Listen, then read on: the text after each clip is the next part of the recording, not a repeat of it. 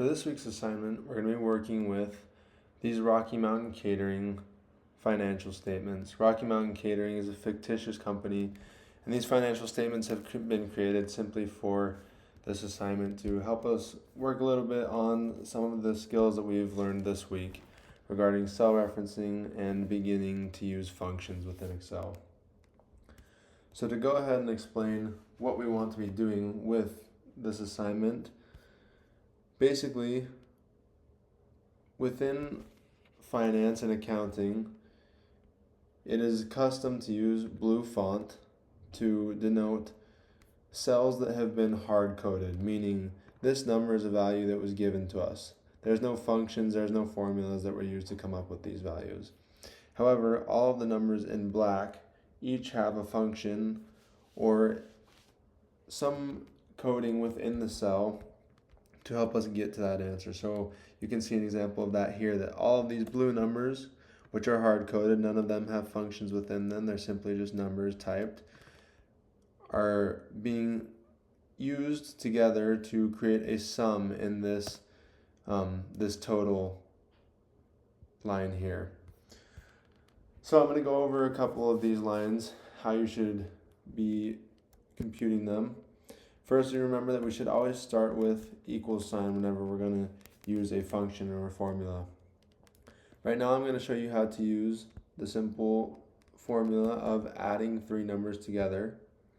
Now you can see that I am simply clicking the cell that I want and then typing the plus sign and then clicking the next cell. At the end, I will go ahead and hit enter, and that will give me the total for that column.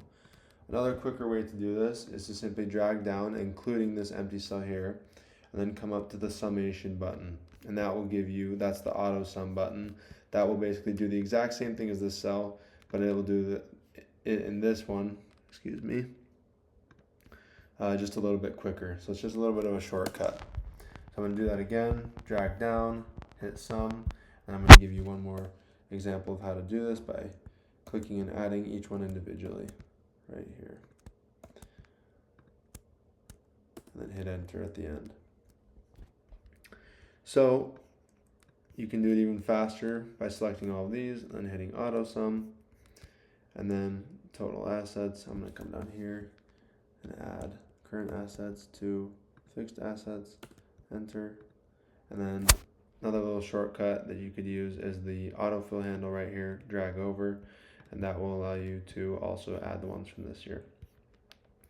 So that's kind of basically what we're going to be doing on the balance sheet. You're basically just creating sums in each of these different columns. You'll see that all of these black numbers are similar. They're all just a sum of everything above them. Excuse me. Now, for the income statement, similarly, most of these will just be summed down. So I'm going to go ahead and do that really quick just so you can see what to do if you're a little bit stuck on the assignment. This is going to be total revenue minus cost of goods sold gives us gross profit. I'm just going to give you a look at what each of these black numbers is. Gross profit minus operating expenses gives us operating income. And then net income is our taxable income minus our taxes paid. And just a quick look at that one, just so you're a little bit more clear. Now we're going to talk a little bit more about cell referencing here in the cash flow statement.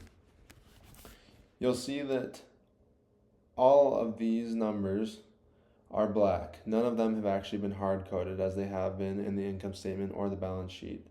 So in the cash flow statement, all of these numbers are either going to be a cell reference, which net income is in this case, or they're going to be a function.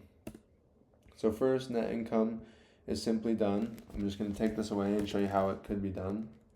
You hit equals and you go and click net income here on the income statement and hit enter.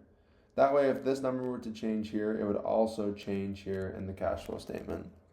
We add in depreciation, that is a cell reference there. One more example of how to do that. Hit equals, come over, click depreciation. Next, we have all these different numbers here, and I'm just going to show you how each of them is calculated just by allowing you to take a look at what cells are referenced here. This is simply a summation of all those values. Next, cash provided.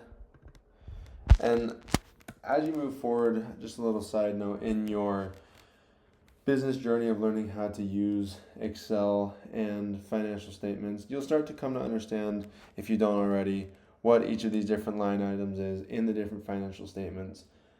That is a different class. The point here is just for you to learn how to use cell references, and this financial statement set is simply a backdrop for learning to do that.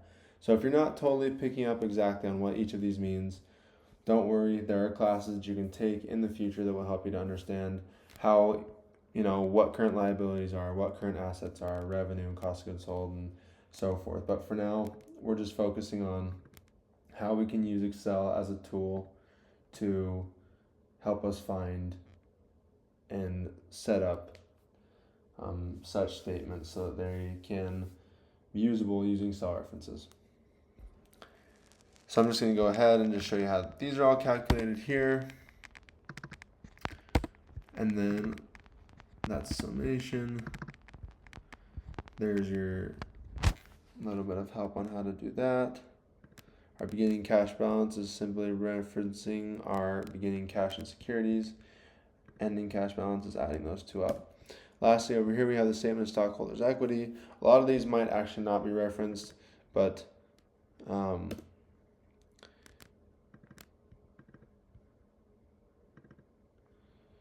so hopefully that gives you a little bit of a look of how this assignment is to be completed.